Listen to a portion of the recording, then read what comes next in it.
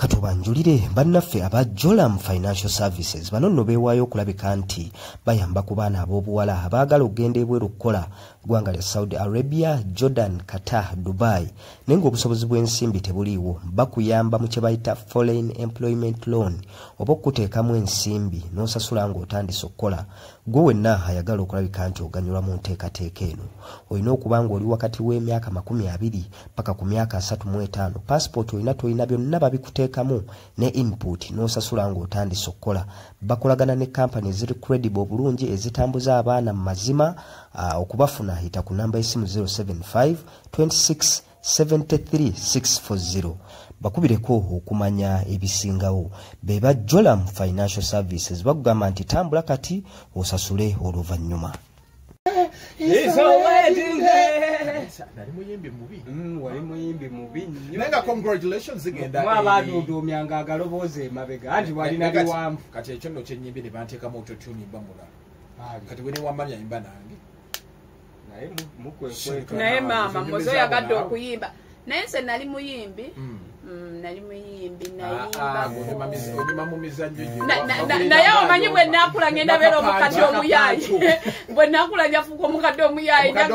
Omuyaayi nga babuuza wali otya mu buwala bwange nayimbako n'abamateno. Jeni mu bukadde bwajja natintinga oluviiri.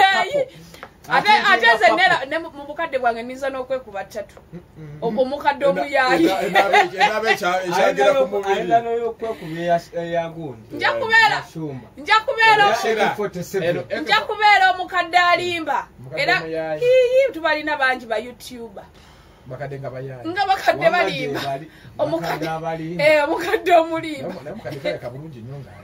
Kirabika bubi.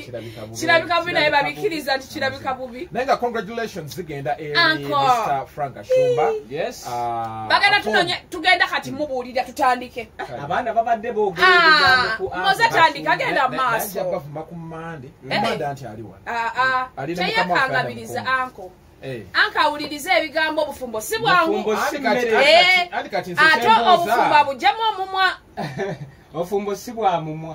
Obufumbo si bwa mumwa. Ate obo badde oyo. Anko gashu. Boba abugyamu omudomo.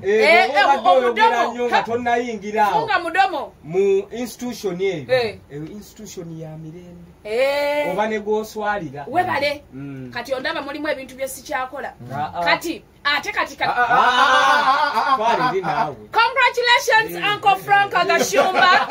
Tukwagaliza birungi byerere naye mama bana bayogedde mu bana. Ne session eno muze.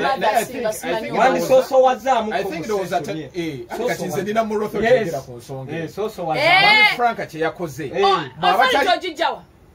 Sabi ko byonna byakoze namuso. Yamuso. Kati nze ndina rotho muga. Nange ndi mukyala mufumbo. 28. Nange ndi mukyala mufumbo. Agotoli. Jeni net. Goyitawo buyise oyina bye weenoonyeza. Ndaliza budaliza. Nabayo jeni ali mukana akayimba. Ndi mu lukundo. Nkoye byakawundo kakubye windo. Yewaganye. Kawindo. Bonna mukasa tebakuyerere bakuyebye. Tugende mu maaso ne Uncle Gashumba. Uncle Frank, bonna abamwogerera ebigambo. You're an idiot. You're fools. Temulina magezi. Obutasoma bwatawaaya. Nina abantu bendaba simanya wasize omukazi ati abadde yagala awasa. Ate bayina enkola. Anawasa munno n'amubyagala kuki. Ku bigambo bye yayogera. Gwe ate n'otema nti yagamba tayire balaga mukazi we biri ebigambo biba birala. Musegede. Gwe twala kyakoze. Twala kyakoze pa bigambo. Bye bagamba do as I say. Don't do what? Ate basati kyampisa kyabugyo. Ekyo. Tokola nga bwe ngambye. Kyeyakoze Uncle Gashumba kyabukulu era kyabugonjofu okutekinga reaction ku nsonga ezo. Omuntu yenna eyeewaayo n'agamba nti bannange nina omuntu wange kankifuula ofiisi. Ekintu ekyo si kyakubuusa maaso. Kintu kya awo omusajja aba ateekinze step nene nnyo in a relationship. Ale kati ndabe gana akakazi gannakiyombekedde gegalumiddwe nnyo. Omukazi nga muddugavu. Yagala gwe ow'ebizigo. Fitina y'ebikazi atunula bulubula akala. Webale. Abebiziga nti obamanyi. Abeera nene ya Nulu n'abeera be baawera. Fanta Mirinda Carolite Mekako pokkereya babiwera naye bakyali nako yeyo system y'abaana ba internet okuyingira relationship z'abantu babamanyira abuwala mbundaba muto musimanya ati no bamulabidde nti n'olubuto ali lubuto bamugulidde kaprignancy test ne bamukebera lwabadde lunene oba yabadde omwana yagambye keki yamukusiza omwana kyalimu tuli amukeba bannange abavubuka mwenna n'abasajja mukole sente ku myaka 58 you can gashumalize someone who's yes 51 naye mama ako gashumba 51 abantu baba bakuzajja ako gashumba olowooza jubiri ya myaka 7 mu bufumbo myaka naye ako gashumba emyaka 5 mugumu alimba zenda banga ati myeka ejensiko anada muto muto je Franka muto Uncle Frank ali myaka gya basemuju obuzibunga mukasa bwayina bampuuga that's the same age kati wanu bahonalebo bali awo obuza namukasa yalowooza sebo ng'omuntu omukulu alina kufaanana nga ye namukasa yafaanana obukulu naye kakati Uncle Frank musajja akyali presente bakuba gym tokoze mbulungi yadde nange nkirabi nebimaze okuyitawo namukasa bebwetu butambula omuntu bwakola pasi bangambye ndi sugar mami kabukulu asomba I do not want troubles. I want peace. All in all, Uncle Frank yakoze okusalawo okulungi. Omanyi mbulamu bonna bobera n'omukyala guddayo wakana akufumbira ku mazzi, omukyala n'akuwa ku mmere. Ebyeggula gundi biri supu abivuddeko salemu supu abivuddeko ebyo Uncle Gashumba wagenda okwagalira oyingira ennyumba agenda giyingira ate nga si yabangi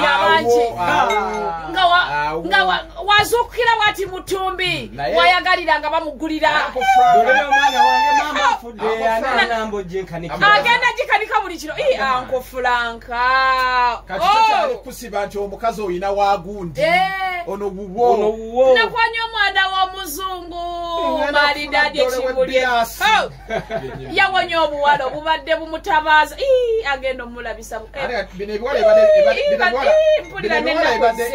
ebadde bivuma mukyala Frank gegasajja gegakazi agadiba aye nekirala nkizudde ate nyongera bajjukisa babadde bamuyinamu gundi ate njagala bajjukisa ebigambo bino abakyala obufumbo simu nnyo nti buli maka gubaamu n'abamu babugula abaana bangi badibye n'obulungi bwabwe mulimu abamu ng'ogenda kufanga just bakwabula bukwabuzi omulala ng'ogenda beera single mother of 5 children with 5 daddies basooke batuuka emyaka 4 bogerera abasajja babi nava ku abasajja tebabeeyalira naye ng'alina abaana 7 buli omu ne kitaawo awosa abasajja tebabeeyalira single mother ate ayingiza ate ayingira ataliza abo basingo mazi abalinamu kasente abaana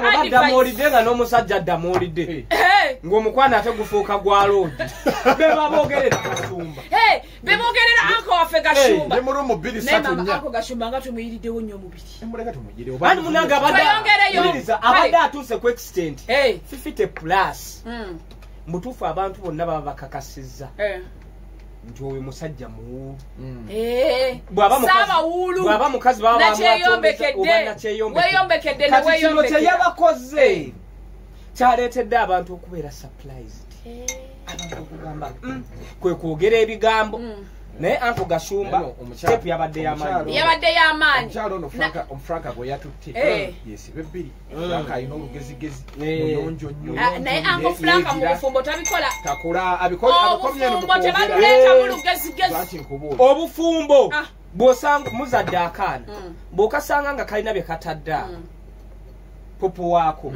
omukyala nga alina byakwasa omusajja muyoole si byakwekanasa bw'oneekanasa ogenda kutambulira ate temuwuliriza akyali mu leve eyo balina abakozi omwana tebamusiba epoti ng'atambula nayo oyo omwana bayinza n'omumukamamu baleta kupune babo kama ngomanyi sente waliwo enkola kati soka tubulirire kanyiri words omwana Franka Gashumbaga agenda kubeera yeeyagala abana ate waliwo omuwala mukwano gwange awo ku TikTok bamuyita Shira Shira Price oyo yasinze okwonoona abawala era bwe tuba tunoonya omuntu gwe tugenda okusiba olw'abasingo mother ne bannakyeyombekedde that should be Shira Price. She's my good friend tobalaba mwogeddeko awabya abawala omusajja tebamweyalira ne bamwebika lwaki tomwebika Price yebe ye kennyini bw'omutunuulira tomuyingira bambi mukwano gwange ate ono yamuyingira sigwe wamakula lwaki omuganda muno naawe